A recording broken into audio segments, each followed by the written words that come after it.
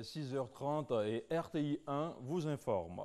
Le département du travail des États-Unis vient de publier son dernier rapport sur le travail des enfants dans le monde. Le document reconnaît les efforts déployés par les autorités ivoiriennes pour éliminer le phénomène. Il distingue le pays au rang des nations ayant reçu la plus haute évaluation durant les 6 dernières années. La publication de ce rapport intervient quelques semaines seulement après la visite de travail à Washington de la première dame Dominique Ouattara. Le commentaire de Mahama Traoré. Le rapport produit par le département américain du travail USDOL est intitulé Sueur et labeur.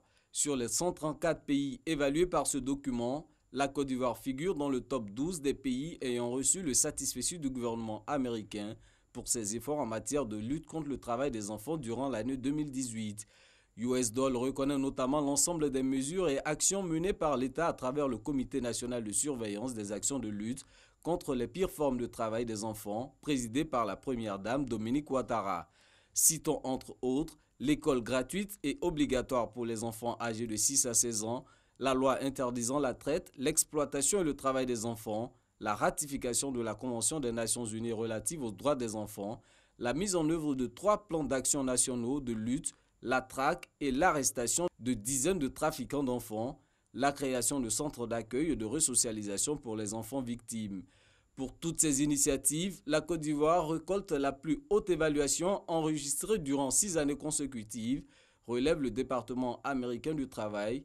Cependant, le rapport Sueur et labeur encourage le pays à poursuivre ses efforts en vue d'éliminer le travail des enfants dans la cacaoculture. USDOL recommande à cet effet d'autoriser les inspecteurs du travail à imposer des sanctions, d'améliorer encore plus l'accès à l'éducation, de veiller à la bonne mise en œuvre du plan d'action national de lutte ou encore de veiller à ce que les victimes bénéficient de services de prise en charge sur toute l'étendue du territoire. Soulignons que la publication de ce rapport intervient suite à la mission effectuée aux États-Unis en septembre dernier par la première dame Dominique Ouattara. Mission qui a permis à la présidente du Comité national de surveillance des actions de lutte contre le travail des enfants d'expliquer les progrès réalisés par son pays ces dernières années afin d'éradiquer ce fléau. Alassane et Dominique Ouattara ou encore le chef de l'État et la première dame ont procédé hier vendredi à un planting d'arbres dans les jardins de leur résidence. Un planting d'arbres qui s'inscrit dans le cadre de l'opération de reboisement de grande envergure, un jour, 1 million d'arbres.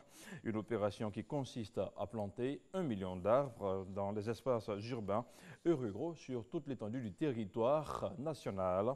Il s'agit à terme de travailler à la reconstitution du couvert forestier du pays. Viviane Haïma. Comme cela avait été décidé par le Conseil des ministres réuni le 6 novembre dernier, la Journée nationale de la paix édition 2019 est marquée par un acte majeur au plan national, à savoir le planting d'1 million d'arbres au cours de cette journée sur l'ensemble du territoire national. Un acte qui sonne le démarrage du reboisement de la Côte d'Ivoire, car la flore ivoirienne a été grandement décimée au cours des années. Premier citoyen du pays, le président de la République Alassane Ouattara et son épouse, la première dame Dominique Ouattara, ont donné l'exemple. Dans le jardin de leur résidence à la Riviera Golfe, ils ont planté chacun un arbre. Le président de la République a mis en terre un plan d'arbres communément appelé arbre à pain dont les fruits sont comestibles. Quant à la première dame Dominique Ouattara, elle a planté un tabébua.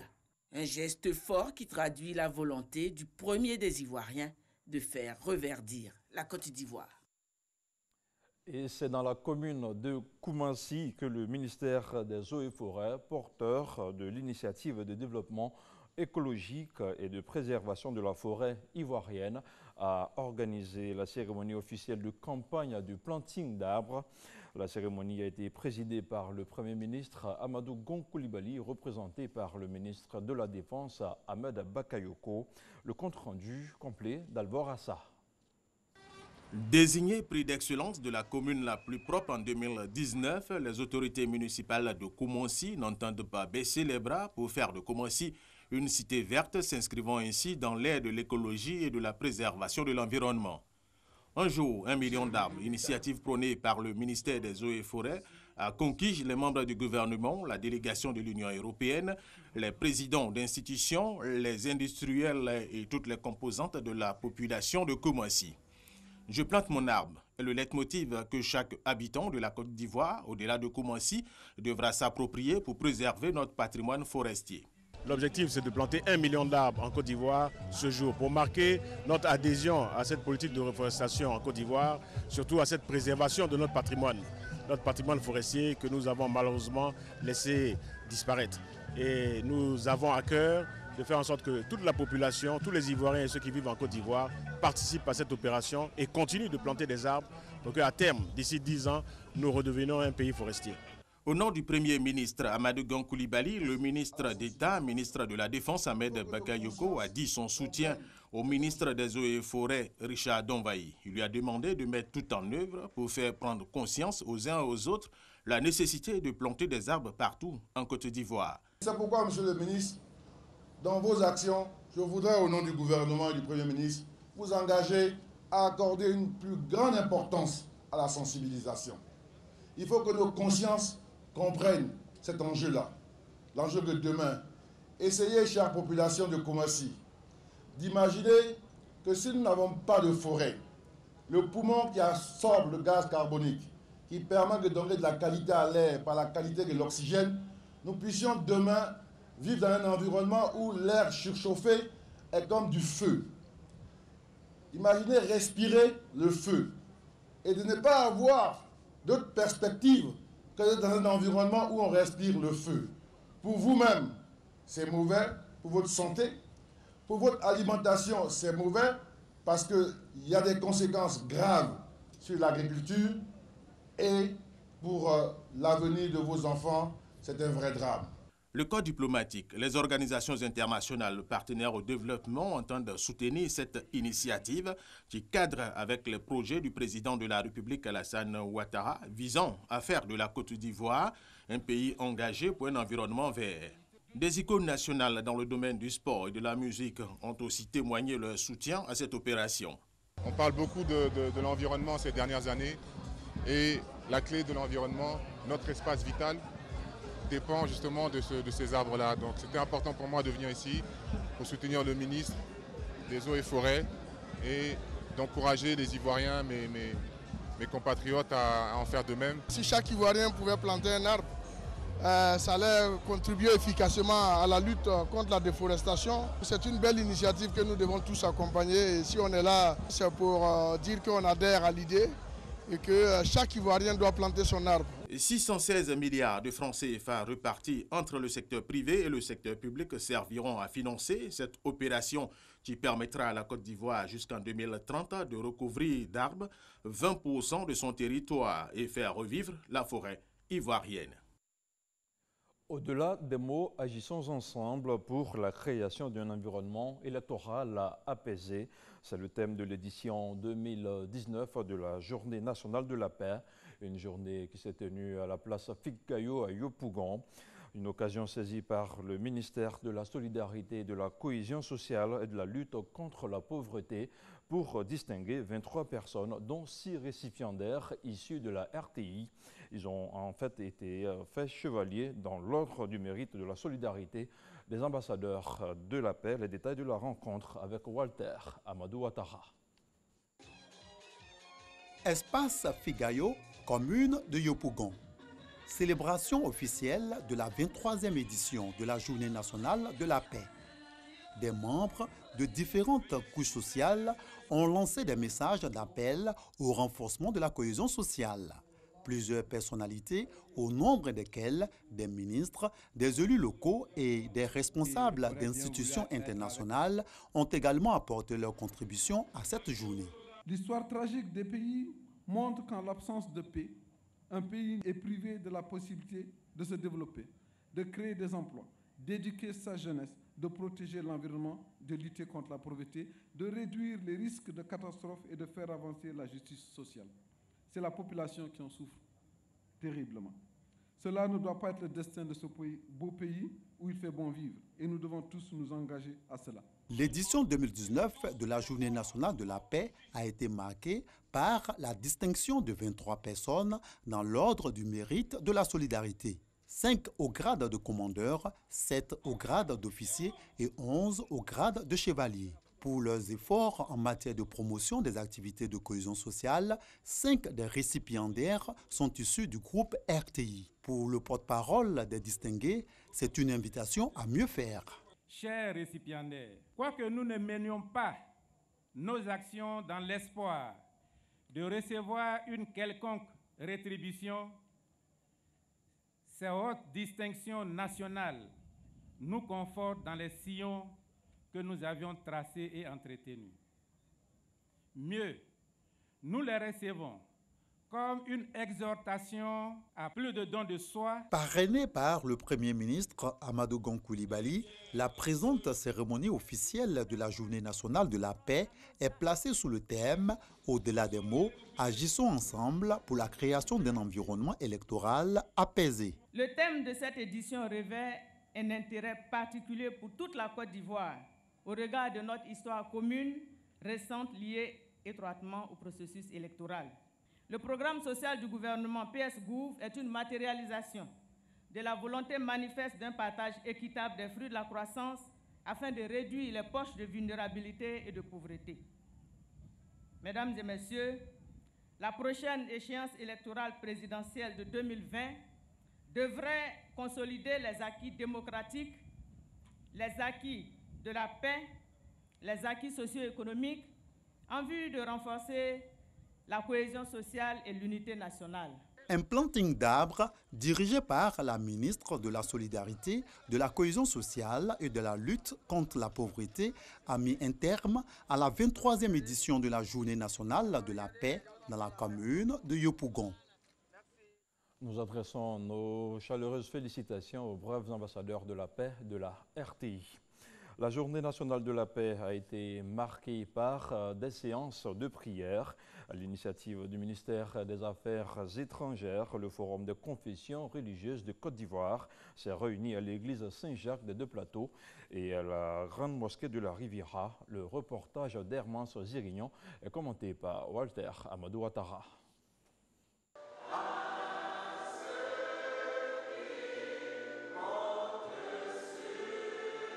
Oui, donne la paix, Seigneur, à ceux qui comptent sur toi.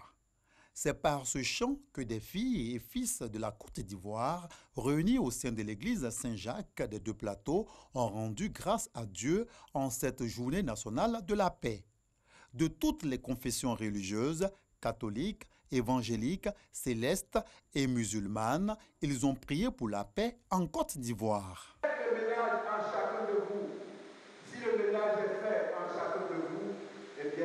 Cela pourra aller à l'extérieur, se propager, se diffuser et gagner tout notre pays et tout le monde. Qu'il en soit ainsi pour chacun de nous et pour nous tous. Le gouvernement ivoirien, avec à sa tête le président Alassane Ouattara, lance à nouveau un appel à la paix à tous les Ivoiriens. Un appel à la paix pour faire de la paix et du dialogue notre religion. Faire de la paix notre raison d'être. Après l'église Saint-Jacques, cap est mis sur la grande mosquée de la Riviera Golf où l'imam Mamadou Traoré a délivré un message d'amour, d'entente, de cohésion et de vivre ensemble. Et le message est riche en enseignement. Ce message vient directement des livres saints d'Allah subhanahu wa ta'ala. Et le monde entier en a besoin. Comme je l'ai dit, plus particulièrement en Côte d'Ivoire, ici, nous en avons besoin. Inch'Allah, nous ferons tout pour que nos fidèles ici mettent en application ces enseignements pour que nous pouvons vivre ici dans la paix et dans la cohabitation commune. Ces deux célébrations ont été l'occasion d'inviter les fidèles musulmans et chrétiens à consolider la paix et l'amour. Parlons à présent de cette autre journée, celle de la femme rurale. Elle s'est déroulée jeudi dans la ville de Zoukoubeu, dans la région du Haut-Sassandra.